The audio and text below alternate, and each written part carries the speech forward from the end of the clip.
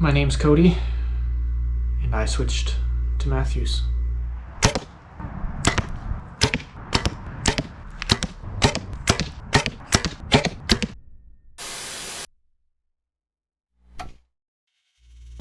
Welcome to the channel. Joking aside, this is a review of the new, or not so new at this point, Mathews LIFT. And it's a review by an average person. I'm an average archer, and I have no ties to this company. And as evidence of that, I had to wait for my bow, and I'm still waiting for the correct mods. But all that to say, we're gonna get into my journey as to why I chose this bow, how I equipped this bow, and just some general initial thoughts about it as we head into 2024 and probably beyond. So where are we coming from and where are we headed? The last several years, I have shot the Bowtech Realm SS. So this is a great bow. I have nothing but positive things to say about this bow. I have a black gold sight, bee stinger, stabilizer, and a QAD rest on here, and it has treated me well over the last several seasons.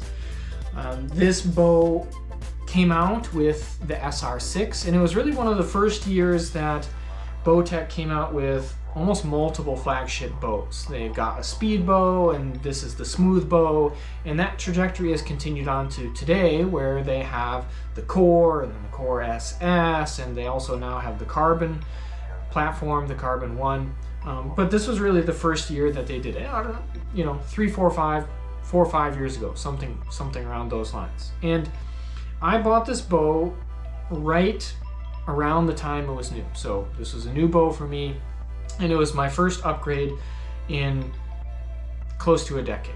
So that's what I went with. And no complaints, as I mentioned. But this year, along with every year, I pay attention to the new bows that are coming out, and it seemed as though this year the technology had advanced enough to the point where maybe I should take a bigger or deeper look at the new bows. So what was on my list? I wanted to shoot the Mathews LIFT, of course.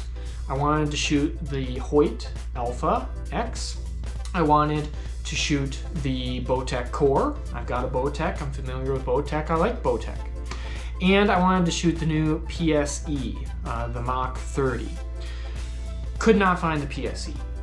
And beyond that, it's really expensive. It's a carbon bow, and to an extent, for me, it's hard to justify the price increase. So what did I end up shooting? I ended up shooting the Bowtech Core, the Hoyt Alpha X, and the LIFT.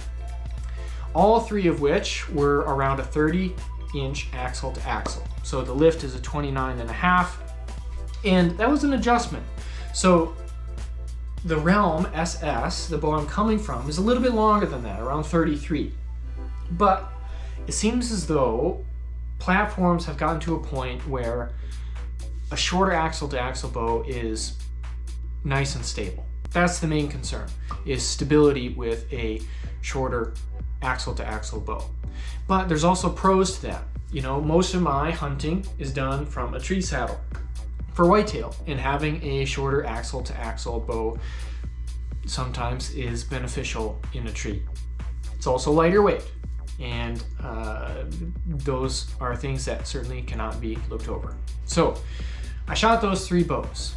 The Bowtech felt very familiar. The Core SS, smooth draw, very familiar feel, because it wasn't that much different really than my Realm SS. The Hoyt was kind of mediocre all around. Nothing great, nothing bad, just an overall good platform. And then I shot the LIFT, and not to say it's the best bow ever made, because I have no way to make that statement, but I own it now because it's the best bow I've ever shot. And the most striking component of the LIFT for me is the stability at full draw. And a lot of that comes down to the length of the riser. So as you can see, it's only a 29.5 axle to axle bow, but the riser length is quite long. And it's really, if we compare bow to bow, and hopefully you can see that, it's just as long, if not longer, in terms of the actual riser than my Bowtech.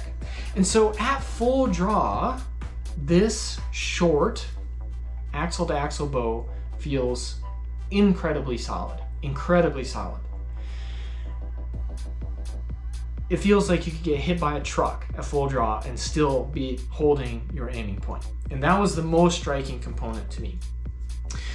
Now, the draw cycle on this bow is perhaps a little bit more aggressive feeling than the Bowtech, especially the SS series. It's maybe a little bit heavier the first 4, 5, 6 inches to get it going, but it doesn't fall back into the back wall, which is nice. It's a very even draw cycle.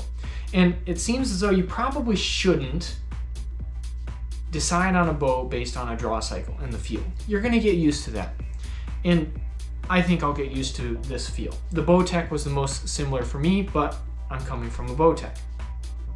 The other thing that some people don't like about Mathews bows is that they tend to feel as though they have a longer draw than what they do. And so a lot of people actually shoot a 1/2 inch shorter draw length on a Mathews than another bow platform, but that is not the case for me. I'm actually going up a 1/2 inch in draw length on this bow compared to my Bowtech.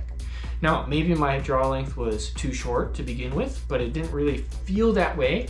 But nonetheless, I'm going up a 1/2 inch in draw. So, I don't know, make that for what it's worth. I'm just an average guy, right? This is my experience. The other thing people don't like, the accessories.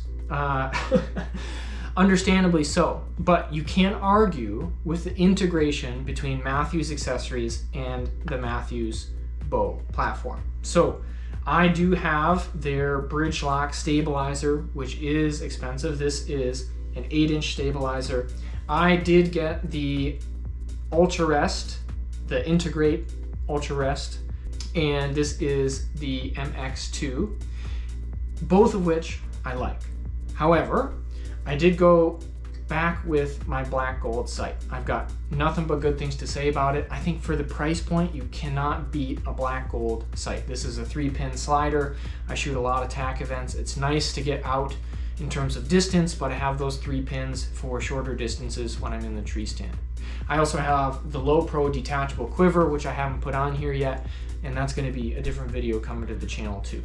But sure, the accessories are maybe a little bit expensive, but new bows are expensive. This is the first new bow I've had in half a decade, and I probably won't get another new bow for a half a decade or more, Lord willing. So, it is an investment. I'm an average guy. I've saved up for this. I don't get a new bow every year, and this was, I guess, the year for me. This is the new color. It's called Earth.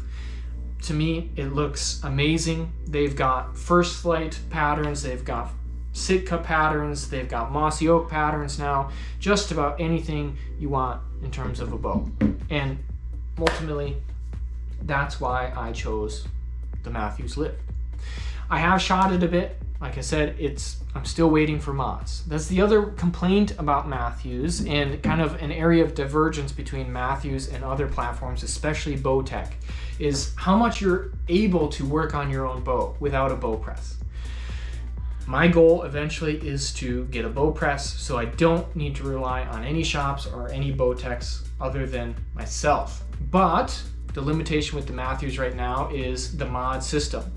So every draw weight and draw length has its own mod, and the idea here is that every draw length and draw weight is optimizing the performance of the Mathews cam, which is great. I think in reality, that's probably a good thing to shoot for. But the sacrifice is the ability to easily work on your bow.